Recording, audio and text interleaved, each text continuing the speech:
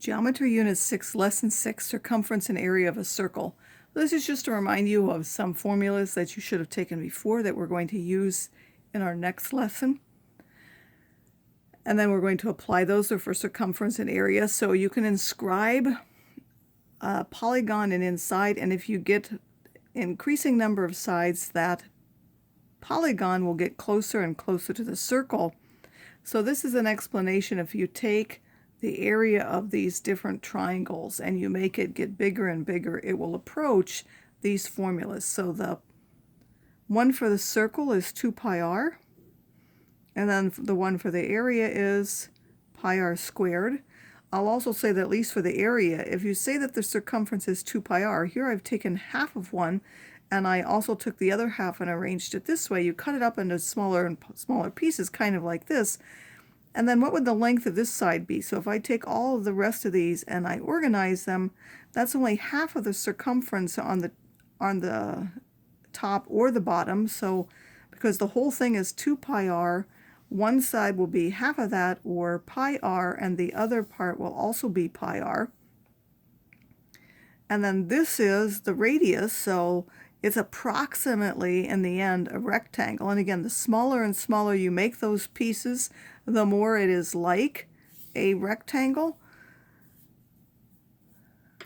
And then you would get pi r times r, and you would get an area of pi r squared.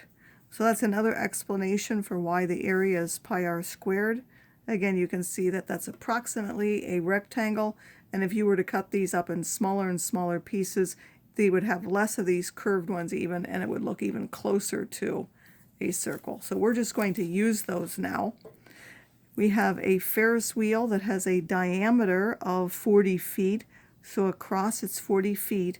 What will the circumference of that diameter be? So you can remember the circumference is either 2 pi r or that's pi d, so you can use it either way.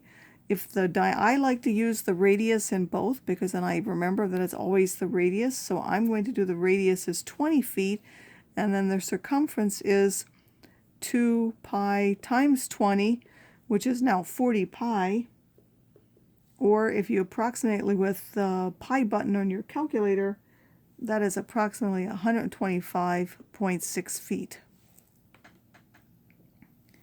Here we have a rectangular piece of cloth that's 3 feet by 6. What is the area of the largest circle that can be cut from the cloth and round to the nearest inches? So if you think about this, it's 3 by 6. The most we can go for a circle is to go half of the smaller one, which is now 1.5. So the radius we would have is 1.5 feet because that's the most we can go, which they want to know in inches. So this would be times 12, which is now 18 inches. And we want to know the area, so the area would be pi r squared, which is now pi times 18 squared, which 18 squared is 324. So that's the exact answer is 324 pi. If you use your pi button, that is now approximately 1018 inches squared. So in this lesson, we're just going to apply using those two formulas as you should have done previously in other years.